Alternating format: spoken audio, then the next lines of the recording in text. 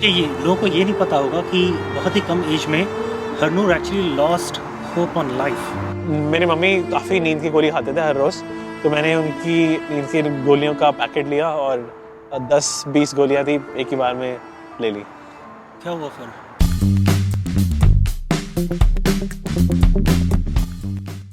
आज मैं अपने फ्रेंड हरनूर सिंह के साथ हूँ, जो मेरे इंस्पिरेशन रहे हैं यूट्यूब चैनल स्टार्ट करने के लिए। मैंने हरनूर का चैनल देखा था कई 1-2 साल तक। उसके बाद मैंने हरनूर को कांटेक्ट किया और जब हम एक्चुअली मिले, मैंने हरनूर को लालच दिया कि फ्री लंच का ठीक है? तो मैं आओ मिलते हैं, अब खाना खिलाता हूँ तुम्हें। और then we became friends and interesting point that we notice when we went out for our first lunch और डिनर, आई फॉरगेट, हम दोनों का बर्थडे एक ही है कि नहीं? Point so he is exactly 14 years younger than me. और पॉइंट ये है कि हरनूर से मैंने बहुत कुछ सीखा है कि वीडियो कैसे रिकॉर्ड करते हैं, कैसे एडिट करते हैं, and he was my inspiration to become a YouTuber. So Harnoor, if I am not mistaken, at your age you are among the top 1% earners in the world, okay, through your job and through your online social media activities on YouTube, right? Which means that you have been highly successful, ठीक है? And I know, मुझे तुम्हारी journey के बारे में कुछ कुछ बातें पता हैं जो कि ज़्यादा भी मुझे भी उतना ज़्यादा पता नहीं। लोगों को दिखता है कि हरनूर सिंह है, सक्सेसफुल आदमी है, उसने यूट्यूब चैनल चलाया और सक्सेसफुल हो गया, जबकि रियलिटी उससे बहुत दूर है। तो उसकी एक बहुत बड़ी जर्नी होगी ना, तो वो जर्नी हम लोग आज जानने की कोशिश करेंगे हरनूर से। फर्स्ट ऑफ ऑल यार, thank you so much for the kind introduction. अगर आज मुझे कोई और लिंक्डइन पे मैसेज करता है कि यार free food and have lunch with me, शायद अभी मैं एक्सेप्ट ना करूं, क्योंकि उस टाइम मैं स्टूडेंट था, 3rd ईयर स्टूडेंट, जब इन्होंने मुझे मैसेज किया कि let's have free food together. Then I was so happy to meet him and that's how we met. मेरा सबसे पहला क्वेश्चन है कि you pursued computer science, right? And you also become a YouTuber which needs your technical skills. ये जो YouTuber बनने के पीछे जो जर्नी है, उसके पीछे आपका टेक्निकल स्किल्स और नॉलेज कब स्टार्ट हुआ, उसका क्या रोल रहा होगा? सो ये स्टार्ट करते हैं प्रिविलेज से, बिकॉज मैं बहुत अच्छे स्कूल में गया था, तो हमें 6th क्लास में ही अच्छे से फोटोशॉप, वीडियो एडिटिंग सिखा दिया था। बाय 8th क्लास में स्कूल में सिखा दिया था? हाँ, स्कूल में काफ़ी अच्छे 6th क्लास में वर्ड वगैरह सिखाते थे, 7th क्लास में image editing, Photoshop, 8th class में फोटोशॉप के बाद वीडियो एडिटिंग भी स्टार्ट हो गया। सो काफ़ी ये स्किल्स मुझे बचपन में ही सिखा दी गई। So you can say that कि I had enough experience and knowledge to be a YouTuber in my high school itself. मुझे तो आप कह सकते हो कि if I have to make thumbnails, videos, तो ये सारी नॉलेज मुझे 8th क्लास तक ही मुझे पता थी, because of my school. Even तो मैंने सोचा नहीं था कभी यूट्यूबर बनूंगा, क्योंकि मेरा फ़ोन तो था नहीं स्मार्टफोन, पर एटलीस्ट नॉलेज थी विच आई वॉज क्रेविंग फॉर। कौन सा स्कूल है यार ये?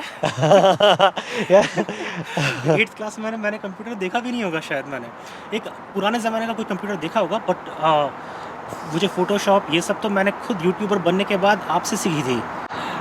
देखो, ऐसा नहीं कि हर स्कूल सिखाता है। हमारे स्कूल में क्लब्स एंड हॉबीज़ के ऑप्शंस थी। आप चाहो तो कंप्यूटर साइंस क्लब ज्वाइन कर सकते हो, या फिर आईटी क्लब ज्वाइन कर सकते हो, जो भी उस टाइम कहते थे। तो डिपेंडिंग ऑन योर इंटरेस्ट आप ये चीज़ें परस्यू कर सकते हो, एंड उस हिसाब से वो आपको चीज़ें सिखाते हैं। तो when you start making YouTube videos, आपको ये कॉन्फिडेंस था कि मुझे ये सारी स्किल्स पहले से आती हैं, इसलिए मैं कर पाऊँगा? I think yes. मोस्टली एक ये आइडिया था कि मुझे हर चीज़ आती है, बस रिसोर्सेज की कमी थी कि कैमरा और माइक्रोफोन ही था। जो मेरे पास फ़ोन था Xiaomi का Redmi Note 3 MI का फ़ोन था, उसी से मैंने स्टार्ट किया और बात बन गई। एक फ़ोन से यूट्यूब जर्नी स्टार्ट हो गई। और तब तो क्वालिटी भी अच्छी नहीं होती थी फ़ोन की, तो अब तो बहुत आसान है। मेरी भी जर्नी ऐसे स्टार्ट हुई थी। आपने मुझसे कहा था कि ये फ़ोन है, ऐसे पकड़ो, ऐसे रिकॉर्ड करो। उसका क्लिप है मेरे पास, तो क्लिप मैं डाल देता हूँ। देखो ये क्लिप यूज़ किया और मैं ऐसे पकड़ता हूँ।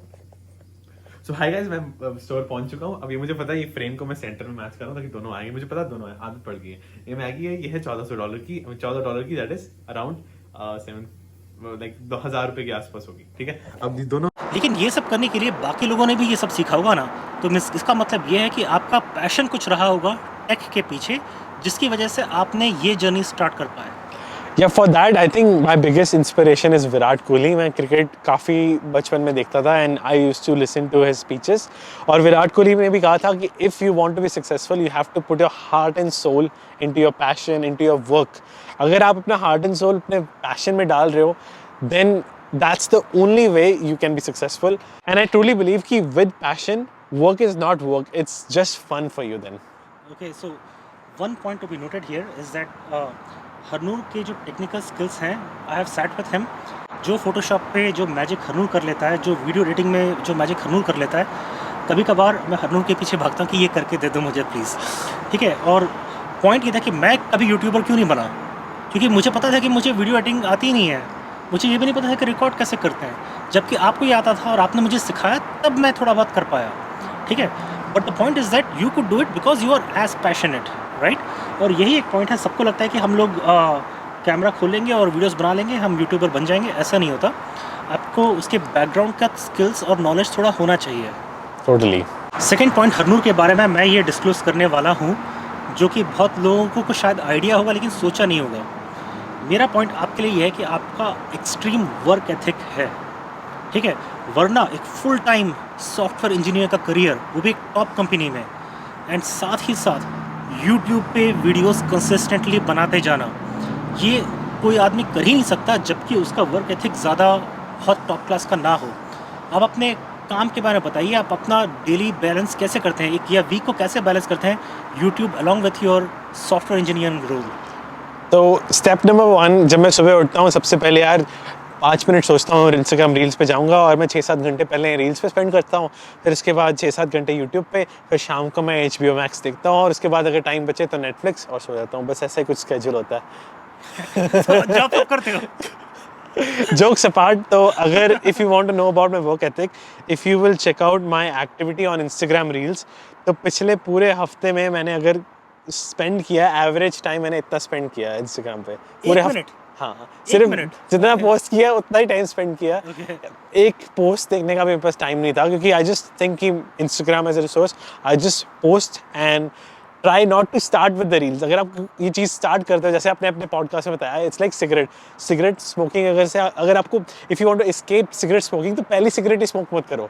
तो वैसे ही ये रील्स है, मैं पहली रील ही स्टार्ट नहीं करता देखना, अपनी रील देख लेता हूँ. सो हरनूर, ये बहुत इंपॉर्टेंट पॉइंट है, क्योंकि मैंने एक बात और मैंने पॉइंट नहीं की. एक तो आपका फुल टाइम जॉब है एज अ सॉफ्टवेयर इंजीनियर, उसके ऊपर से एक रेगुलर यूट्यूबर हो, उसके ऊपर से आप अपनी फिजिक और अपना फिटनेस के ऊपर इतना ध्यान दिया है. That means that you are able to balance things really well. तो मैं कुछ पर्सनल क्वेश्चंस पूछना स्टार्ट करने वाला हूँ. ठीक है. आप मुझे बताओ, सुबह उठते कितने बजे हो? मैं सुबह उठता हूँ अराउंड 8:30 AM. मेरी 8:25 AM एक्चुअली उठता हूँ, मेरा अलार्म होता है फ़ोन पे. 8:30 AM फर्स्ट मीटिंग होती है, तो उससे 5 मिनट पहले उठता हूँ. फटाफट कोम किया, कैमरा नहीं दिखाना होता उसमें लकीली, तो फटाफट. और रात को सोते कितने बजे हो? रात को 2 बजे सो जाता हूँ. 2 बजे सोते हो? वो तेरी, तो मतलब कि 6.5 आवर्स में नींद पूरी हो जाती है? नहीं होती, बॉडी जवाब दे देती है फ्राइडे को. So like Monday to Thursday it's 6.5 hours, और कभी कभी 6 आवर्स भी, 30 minutes plus minus. But Friday को body collapses and I try to sleep for 8 to 9 hours that day. Okay. तो जब आप उठते हो, तुरंत आपका अपना प्रोफेशनल जो करियर है उसके ऊपर फोकस होता है. ठीक है. और ऑफिस का काम कब तक चलता है? Depending on that day, like 5 PM plus minus 30 minutes. Okay. Then उसके बाद वर्कआउट हर रोज़ करते हो ऑलमोस्ट, कि हफ्ते में 4 दिन 5 दिन? मेरा गोल होता है वर्कआउट के लिए कि मैं रोज़ कोशिश करता हूँ. जिस दिन काम ज़्यादा हुआ, छूट गया, पर कोशिश रोज़ करनी है. सो बेसिकली हर रोज़ कोशिश करने के कारण 5 to 6 days मैं जिम चले जाता हूँ, कभी कभी 4 days a week. तो कब जाते हो जिम? शाम को? सो लाइक जैसे ही ऑफिस से वापस आता हूँ 6 PM स्ट्रेट टू जिम, और फटाफट ऑफिस से घर आते ही जिम पे चले जाते हो? See, this is a basic difference. लोग जब ऑफिस से घर आते हैं, वो लोग क्या करते हैं? नेटफ्लिक्स खोल देते हैं, यूट्यूब खोल देते हैं. आप वो नहीं करते, जिम जाते हो. ठीक है. और सिर्फ जिम नहीं, आप अपना डाइट को कैसे कंट्रोल करते हो? डाइट एक्चुअली मैं हर रोज़ बाहर से खाता हूँ, इतना टाइम नहीं होता. मुझे कुक करना बहुत पसंद है, इस कारण मैं सिर्फ milk shake and bread omelette he cook कर सकता हूँ. और इसके अलावा अभी कुछ कुक करने के लिए टाइम नहीं होता. So lunch I always eat from office. They have great salads, great butter chicken, हर चीज़ मैं खाता हूँ, बट मैक्सिमम प्रोटीन हो जिसमें. I eat lot of meat, और रेड मीट में बिल्कुल नहीं खाता, सिर्फ चिकन और फिश हो गया. और टोफू बहुत पसंद है, एंड बीन्स, चिकपीस, ये हर बार मेरे लंच में ये ज़रूर होता है. एंड देन ब्रेकफास्ट में मेरा protein shake with milk, oats, protein powder and cashews, almonds and walnuts. And इसके बाद लंच हो गया विद प्रोटीन. तो नान नहीं खाते? नान नहीं खाता। चावल नहीं खाते? चावल खाता हूँ पर मतलब बहुत पोर्शन में। पोर्शन में खाता हूँ, कार्ब्स इतने भी ज़्यादा नहीं खाता हूँ। ओके, तो डाइट का डिसिप्लिन आ गया है यहीं पर, ठीक है। और वेकिंग अप का टाइम फिक्स है, फिक्स तो मतलब हर रोज़ आप उसी टाइम पे उठते हैं? हाँ, पहली मीटिंग से 5 मिनट पहले, क्योंकि I want to maximise my sleep time. अगर बाय चांस हुआ वो मीटिंग कैंसिल होगी तो मैं रात को सोने वक्त अलार्म चेंज कर लेता हूँ कि भाई आराम से 9 बजे उठेंगे। तो फिर यूट्यूब वीडियो कब रिकॉर्ड कर लेते हो भाई? तो अब हुआ, जिम खत्म हुआ 6:30 7 PM। सो जिम खत्म हुआ अराउंड 8 PM तक, और मैंने नहा धो लिया। I got done with my post workout meal. उसके बाद 8 PM से लेकर 2 AM तक मेरे पास टाइम ही टाइम होता है। और जो वीडियोस मुझे बाहर नेचर में बनानी होती है वो मैं वीकेंड में प्लान करता हूँ, कि यूजुअली ऑफिस का काम छोड़ के थोड़ी मैं अब वीडियो बनाने चाहूँगा। सो जो डे लाइट में बनानी होती है, I try to do it either between 6 to 8 PM gym छोड़ के, तो जिम लेट कर लूँगा उस दिन, या फिर I do it in the weekends. But and how many videos do you try to make every week? Videos का ऐसा कुछ गोल नहीं होता। मुझे कोई इंटरेस्टिंग आइडिया आता है और उसे मैं परस्यू करता हूँ, और वो मैं टू डू लिस्ट में डाल देता हूँ। कोई और आइडिया आता है, मैं स्टार्ट कर देता हूँ। तो गोल यही होता है कि 3-4 वीडियोस वीकली हो जाएं। Okay, that puts pressure on me because मैं बहुत हो गया तो वीकली एक ही वीडियो बना पाता हूँ, कभी तो वो भी नहीं। But that is possible only if you are really passionate about life, है कि नहीं? अपने काम के ऊपर पूरा फोकस है, अपने फिटनेस के ऊपर पूरा फोकस है, ठीक है, अपने YouTube के ऊपर भी टाइम स्पेंड करते हो, ठीक है। तो मतलब कि फालतू टाइम कुछ करते ही नहीं हो मतलब? नहीं, सिर्फ वीकेंड्स में। सो लाइक अभी केटी भी अपनी क्लासेस में काफ़ी बिजी होती है, तो आजकल टाइम थोड़ा ज़्यादा मिल जाता है। In the weekends we don't watch much shows और या फिर मूवीज़ एक्सेट्रा। तो आजकल महीने में एक बारी मूवी वगैरह या शो देखने का टाइम मिलता है, तो इस कारण मैं आजकल ज़्यादा फोकस है। नहीं तो वीकेंड में 1-2 मूवीज़ तो देख ही लेते हैं हम साथ में। अच्छा, इस पॉइंट पे एक बहुत ही एक इंटरेस्टिंग चीज़ मैंने ये नोटिस किया कि जो यंगस्टर्स हैं वो कई चीज़ों पे टाइम वेस्ट करते हैं। अब मैं सीधा क्वेश्चन पूछता हूँ, वीडियो गेम्स कितना खेलते हो?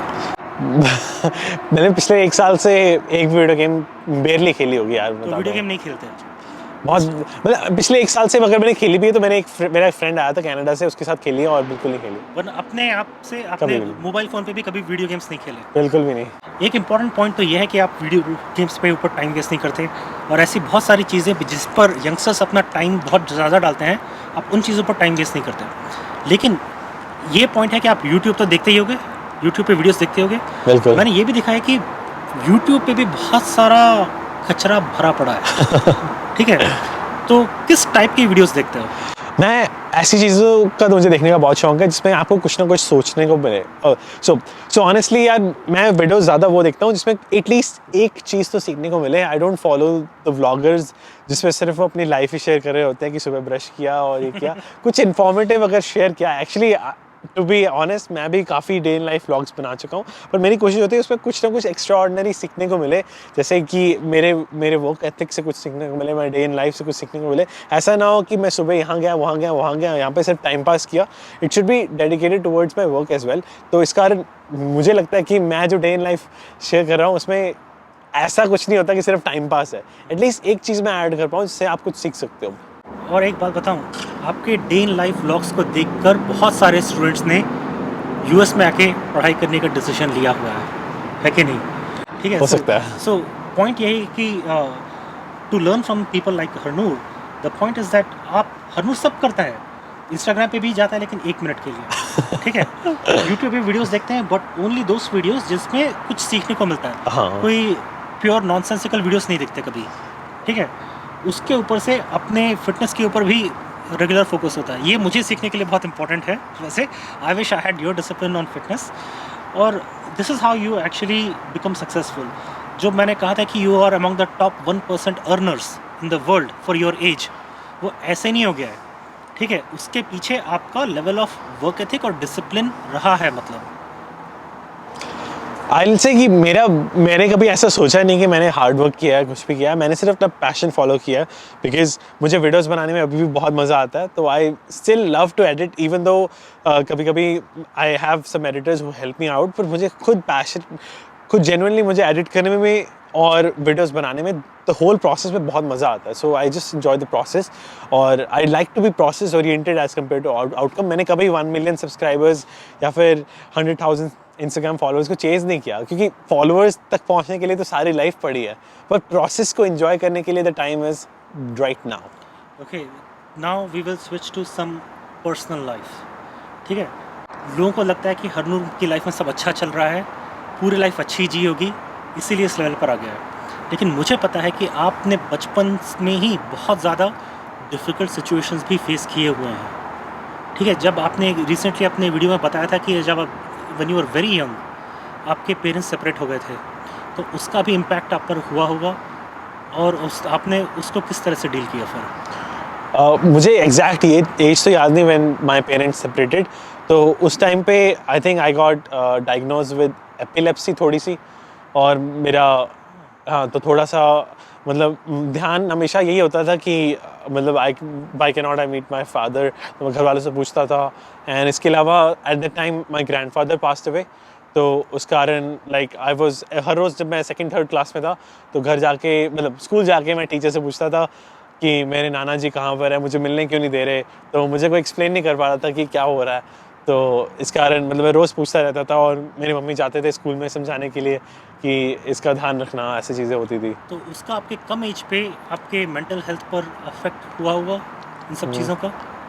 थोड़ा बहुत हुआ था, जैसे कि एक इंसिडेंट है कि एट द टाइम मेरा स्कूल जाने का बिल्कुल मन नहीं करता था, मुझे लगता था कि पढ़ाई में बिल्कुल इंटरेस्ट नहीं रहा। सेकंड तक मैं आई बी ऑनेस्ट, मैं सेकंड क्लास में मैं पूरे क्लास ऑफ 40 में सेकंड आया था, और थर्ड क्लास में जैसे ही लाइफ चेंजिंग मूवमेंट्स आते हैं तो काफ़ी ज़ीरोज़ आने लगे। मतलब एग्ज़ाम्स में एक तो स्कूल में मार्क्स बिल्कुल नहीं अच्छे आ रहे थे, टीचर्स स्कोल्ड कर रहे थे, टीचर्स उस टाइम पे ना स्लैप वगैरह भी कर देते थे, तो मुझे बिल्कुल अच्छा नहीं लगता था कि कभी मुर्गा बना रहे हैं थर्ड क्लास के बच्चे को, उन्हें नहीं पता होता है कि एक स्टूडेंट के माइंड में क्या बीत रही है।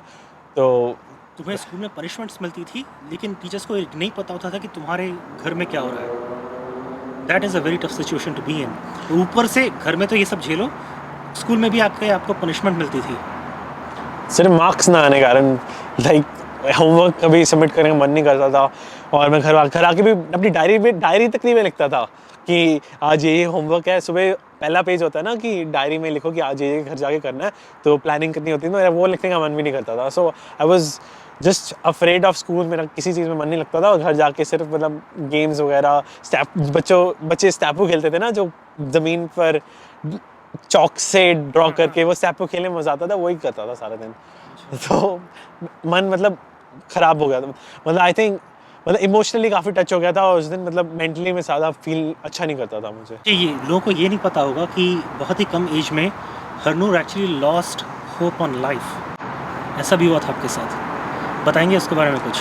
तो जब मैं थर्ड क्लास था जब मैं थर्ड क्लास में था, मार्क्स वगैरह अच्छे आते नहीं थे, तो उस टाइम पे लाइक माय नानी wanted me to move to Ludhiana, from Ludhiana to Amritsar. तो I was in Ludhiana for the first 10 years of my life. वो भी पंजाब में एक सिटी है, पता ही होगा, गानों में बहुत पॉपुलर है। पर like after my parents had separated, और तब 4-5 साल हो चुके थे, तो मेरा पढ़ाई में मन नहीं कर रहा था, तो नानी ने कहा कि अमृतसर मूव हो जाते हैं, तो चेंज ऑफ एनवायरनमेंट से I might become more focused. तो ऐसे कुछ रीजंस थे, और मेरा अमृतसर जाने का बिल्कुल मन नहीं था, और मैं लुधियाना में रहना चाहता था, और मैं चाहता था कि बिल्कुल स्कूल जाने का ना मेरे स्कूल जाने के लिए फोर्स ना किया जाए, क्योंकि मैंने स्कूल जाना छोड़ दिया था उस टाइम पे, क्योंकि मार्क्स नहीं आ रहे थे, टीचर स्कोल्ड कर रही थी, अच्छा नहीं लगता था स्कूल जाना, तो मैंने छोड़ दिया। और मुझे फोर्स करने लगे नानी कि नहीं, फोर्थ कंप्लीट करनी है। फोर्थ क्लास में पास भी नहीं हुआ था, तो मुझे बीच में फोर्स किया और सीधा अमृतसर ले गए।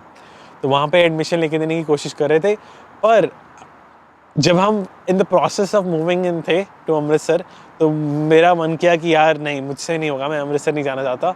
तो मैंने फिर, मेरी मम्मी काफ़ी नींद की गोली खाते थे हर रोज़, तो मैंने उनकी नींद की गोलियों का पैकेट लिया, और 10-20 गोलियां थी एक ही बार में ले ली। क्या हुआ फिर? तो उसके बाद मेरे होश खुले हॉस्पिटल में। तो हॉस्पिटल में होश खुले? हाँ, क्या हुआ? तो हॉस्पिटल में जाके उन्होंने मुझसे उल्टी करवाई, 3-4 दिन तक मैं उल्टियाँ करता रहा, तो जान बच गई मेरे लिए है। क्योंकि आपने एक बहुत ही कम एज में वो जो पेन था उसको ना झेल पाने की वजह से you wanted to end your life उस कम एज में, and see where you are today. Okay, so the point is that हर किसी के लाइफ में टफ सिचुएशंस आते हैं, ये कभी हमारा चॉइस कभी नहीं होता कि कब आएंगे, लेकिन आते हैं। और even if you look at successful people, the point is that उन्होंने भी अपने लाइफ में बहुत ज़्यादा पेनफुल टाइम देखा हुआ होता है, ठीक है। तो ये आपका बहुत ज़्यादा पेनफुल टाइम रहा है। तो जब आप ये सब चीज़ों से गुजरे थे, आपको पता है कि आपकी ऑडियंस भी बहुत यंग है आपके चैनल पर, आप उनको क्या बताओगे कि उनके लाइफ में जब कुछ ऐसी सिचुएशंस आती हैं जब वो हेल्पलेस होते हैं, तो वो फ्यूचर में कैसे सक्सेसफुल होंगे फिर? पहली बात तो ये कहूँगा कि कभी अपने अगेंस्ट बुरा एक्शन के बारे में या फिर कभी सोचना भी नहीं चाहिए, क्योंकि आपको नहीं पता जो आपके बाद पीछे रह जाते हैं उन पे क्या बीतती है। सो एट द टाइम जब मैंने ये सोचा था, माई मॉम, माई नानी, दे वर सो इमोशनली टच्ड। वो काफ़ी दिनों तक रोते रहते थे, बहुत ज़्यादा मुश्किल से, दुआओं से शायद मैं बच पाया उस टाइम। तो and you also lost your mother not so long ago, right? तो वो आपने कैसे हैंडल किया फिर? उसके लिए मैं काफ़ी रेडी था, क्योंकि मेरे मॉम काफ़ी सिक रहते थे, तो she was bed ridden for last few years. पर तो इसके लिए मैं रेडी था। तब थोड़ा सा इमोशनली तो अफेक्ट हुआ ही था, पर इतना ज़्यादा नहीं जितना मैं बचपन में अफेक्ट हुआ था when I lost my grandfather and father. Like not lost my father but separated. या तो उस कारण ज़्यादा, तो इस कारण थोड़ा यूज्ड टू था, तो इतना ज़्यादा कुछ मुझे फील नहीं हुआ तब। So Harnoor, that was very brave of you to share such intimate and personal stories of your life. ये चीज़ कभी भी हरनूर के चैनल पे किसी ने सुनी नहीं होगी ना, ठीक है, जो आज हरनूर अपने बारे में बता रहा है, ठीक है। तो मेरा मैसेज यही है कि देखिए, कोई भी अगर आपके सामने दिख रहा होगा, आपको आइडिया नहीं होता कि उसके बैकग्राउंड में उसके साथ क्या क्या बीती हुई है और उसने क्या क्या झेल के यहाँ तक आया है कि नहीं? सो thank you Harnoor, really appreciate it for sharing such intimate details. ये देखकर मुझे लगता है कि लोगों को होप मिलेगी कि लोगों ने क्या क्या स्ट्रगल किए हुए हैं लाइफ में, जो कि आपने खुद किए हुए हैं। So if you have come to a phase where आपका करियर बहुत अच्छा चल रहा है आज, ठीक है, आपके यूट्यूब पे कितने 9 लाख से ऊपर सब्सक्राइबर्स हो गए हैं, विद इन एक फ्यू मंथ्स और 1 साल के अंदर आप मिलियन टच कर जाओगे। I am eagerly looking forward to that million subscribers का जो वो प्लेक मिलता है आपको। तो I am very excited to see that actually, ठीक है। And it is not a small achievement. और आपको ये पता होगा, मुझे पता है, आपने बहुत ज़्यादा स्टूडेंट्स की लाइफ को टच किया है थ्रू योर वर्क, और आपके वीडियोस देख के बहुत लोग इन्फ्लुएंस हुए हैं अपने करियर डिसीजंस को लेने के लिए। So thank you for doing that and thank you for bringing me to YouTube as well. My pleasure, thank you so much for having me. मेरा एडवाइस यही होगा कि किसी को अगर आप स्कोल्ड करते हो, जैसे टीचर्स, जब मैं 3rd क्लास में था, छोटी छोटी बातों पे स्कोल्ड करते हैं, तो अगर आप मतलब किसी को स्कोल्ड करते हो, थिंक अबाउट कि आपको पता नहीं है कि दूसरे बंदे की लाइफ में क्या चल रहा है।